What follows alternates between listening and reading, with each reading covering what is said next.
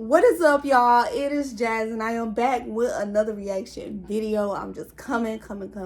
I owe y'all this much because I have been slacking for the past week or whatever. But you know, we back. We coming harder, coming better. But this is another. Oh my gosh, I can't talk. This is another reaction video.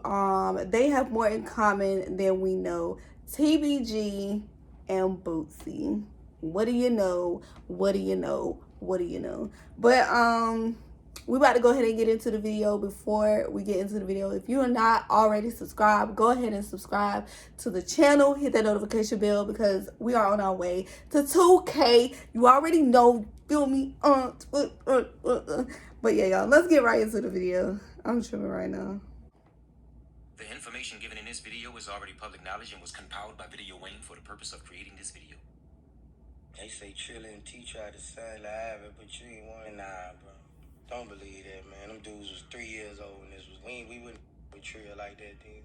Just like Never Broke Again branched off from Top Boy Gorilla and is forever a part of their history, is the same way TBG will always be a part of Boosie's history, and it's all proven through social media. Where everybody thought the Baton Rouge feud began with the new era artist, it didn't. It started in the early 2000s with 3 of BR's most notable figures, Lil Boosie, Lil Ivy, and Boosie's Lil partner, Bleak. Daryl Milton, aka Bleak, was one of Boosie's closest friends, so he took under his wing when Bleak was just 12 years old. Lil Ivy and Bleak were Baton Rouge comrades, but were both close friends to Boosie and easily paints a picture of Boosie's position within the circle. Lil Ivy was 2 years the elder to Boosie, and Boosie was 2 years older than Bleak, but where age didn't matter, status did. And although Boosie was the first out the gate to see a real bag from rap, Lil Ivy's TBG movement was in high demand and on its way to mainstream, but was allegedly being blocked from success by a powerful hand within the three-man circle. By just living their lives, they've created chapters from real-life tales that entertained and thrilled online viewers for years now. But for the 3BR natives, it was real life. It's about foes, gold slabs and pros, T's, re and bows, we thug the most. It's been more than a decade, but the era they ran in Baton Rouge was so powerful that the episodes and events that took place between them then are still relevant today. And although the book have been closed on those chapters, there's several new that spawned from it, and Boosie's name is still in the mix. Furthermore, out of the 3BR bosses, Boosie is the last man standing. And although this is true, it's hard to mention Boosie or Never Broke Again's past without mentioning Lil Ivy or TBG. TBG Gorilla Gang. Ain't nobody pick me up and I was down low. We got knocked. We ain't got that. We up now. What's next? Everywhere. The meaning of TBG is Top Boy Gorilla, and it seems their way of life I was is wondering to what get that rich meant. or die trying. Because although they've lost some of their star players, they're still going and getting stronger. Long before they were a notable rap record label, TBG was already established as Baton Rouge's most hated. A band of goons, gangsters, hustlers, and landlords who were known around town for handling their business. And Lil Ivy was one of the main shot callers, which spoke volumes about his status as a boss. You ain't bought what we bought. You drugged up. Don't Boosie have a kid named Ivy? Lil Ivy was an aggressive hustler, and he obviously had good business sense because starting a record label in Baton Rouge at that time was for bosses and big dogs only, and the birth of TBG Records put Lil Ivy on the whole new. Finish your mid-fade without pausing. Try YouTube Premium on I did not know that. Style uninterrupted. The level. At that time in Baton Rouge, it was still hard for local rappers to land any type of record deals due to the lack of BR's national notoriety. So the majors had no idea they were there. At the time, Mel and Turk, the CEOs of Trill Entertainment, were the gatekeepers to success for rappers because they were the city's only direct plug to the majors.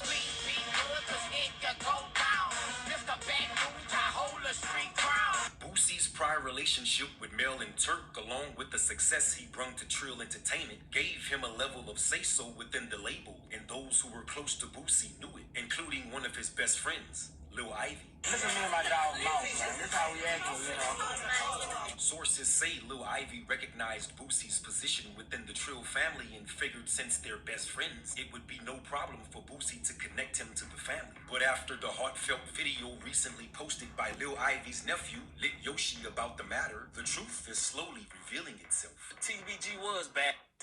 TBG is Boosie Muscle. Well, was Boosie Muscle. I wasn't Boosie Muscle. I was little. I was a baby. But you know, I've been around this since a baby. I know the real. In the video, Yoshi held nothing back as he expressed his honest opinion about Boosie's relationship with Ivy and the powerful tale that brings BR history to the forefront. Trill wanted to sign Ivy. Yeah, that's what it was. Amy wanted to sign Ivy and Boosie ain't won't answer the phone. You know what I'm saying? And Bleak got tired of telling Ivy Boosie don't want to talk. He kept telling Boosie and all this and that. So Ivy said, They say Trill and T tried to sign Ivy, but you ain't one. Nah, bro. Don't believe that, man. Them dudes was 3 years old when this was. We wouldn't with Trill like that, dude.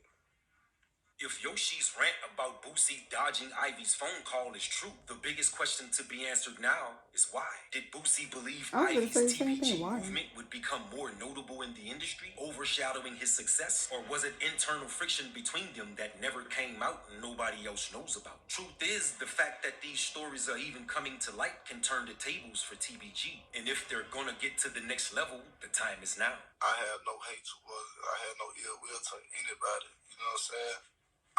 We just came home off the Joe was just trying to rap. I got some thoughts I can't let on my dome. I know some stuff I can't put in a song. I know some like throw me a bone. The label's frontman and big dog, Fredo Bang, is patiently waiting his turn, and a recent recording deal with Def Jam Records proves that his methods are on point. Anybody feel play, they know how to get in touch with me. You hear me? I'm the big A. Grab another run, I'm gonna stand for days. My heart on ice like Ryan. After a slow climb to the top of the game, Fredo was finally mentioned by Boosie in a recent online interview, which is a big deal when coming from Baton Rouge. Boosie's BR legacy is so powerful that one name drop about an artist could easily boost that artist's career, and Fredo is highly worthy of it for more than one reason. There's a lot of stuff that Fredo don't know about. You know, Fredo my cuz, you know what I'm saying? Boosie admitted that him and Fredo Bang are real blood cousins and says he just found out less than 2 years ago. He said he wants Fredo to do good because it helps Baton Rouge's musical movement as a whole. And although this is true, Boosie also made it clear in all of his honesty that Fredo was in the dark about what's really going on, and there's way more to it than he knows. Boosie's answer about Fredo stayed positive from beginning to end and was the first time he ever publicly mentioned his name. The big question now is, since everyone in the world knows their family, will they work together? I call Luke like what's up? He bleeding curve and pulled up like Lil Ivy never made it to see the majors, but in Baton Rouge, his law was laid and his legacy is sustained, which makes the TBG movement just as important and legendary as anyone else who got their start at that time. They can have a local rapper right now in his city. Don't nobody won't support him.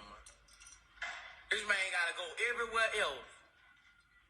Don't nobody won't support him. But let him die. They gonna say he was the coldest to ever come out that shit. This is what made Boosie the king of BR. The fact that he was there at the start, played a major part, beefed with 3 generations of gangsters, and is still one of the last alive from that era of big dogs to tell it. During that time, Boosie was in the making of becoming a giant, and where Webby and Kevin Gates came close, nobody could exceed his BR legacy as king. But it didn't stop TBG from continuing their movement. If you square on date, if you try to bargain, sit right, right, it's me and Martin. We got quarters on file. We ain't with the art. Never murder me and I be another trap star. I'm a sniper, boy. Tell that rubber hard. I got my jewelry on underneath like that. Somewhere in the mix after Lil Ivy's departure, Cleezy 5 stepped up as TBG's CEO and main label head, which made him the new go-to guy for any seriously inspiring artist, including NBA Youngboy and several NBA members. After Trill Entertainment took several hits that weakened their brand, they were no longer the city's road to the majors, and after years of building momentum, Cleezy 5 and TBG became Baton Rouge's biggest fish in the pond, and that would explain how everybody who's somebody is seen in old photos interviews and videos with TBG because they had become the new road to success. I want to see TBG win. Yeah, rap labels been asking about TBG. Before I even start rapping, rap labels been asking about TBG. Yeah, get in the door and shut the door on TBG. My TBG so bad, cause we a problem. That's why. Nah, bro. I ain't gonna lie. I wrote Hatch and asked him about the Boosie badge. Nobody got back at me, bro. I don't think they want to see me at that. I might have to throw me a Frodo badge or something, man. Yeah, man, I gotta throw me a Bang badge, bro. I'll show it. Oh, do I got it in here? Do I got it in here? Hold on, I'm checking. I'm trying to make sure I don't hit the wrong thing. Told y'all, I got it right here.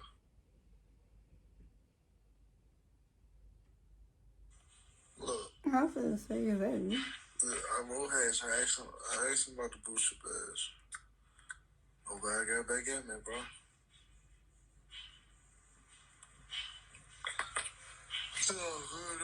Oh, true. Maybe a Bang bash. I would have had no clue that Boosie was tied to this whole thing, or used to be tied. Well, he's still tied technically, but 3 generations later, he's still like, that's crazy. And I had no clue up until now that him and Fredo Bang were cousins. Like, I'm learning something new every day. Like, what? Yeah, this beef thing is just like crazy, y'all. It's crazy. But I hope y'all enjoy that reaction. I will be back with more freaking bangers. And if you go ahead, I was gonna say if you're not, but go ahead and hit that subscribe button down below, hit that notification bell so that you know when your girl upload, and you already know your girl is out.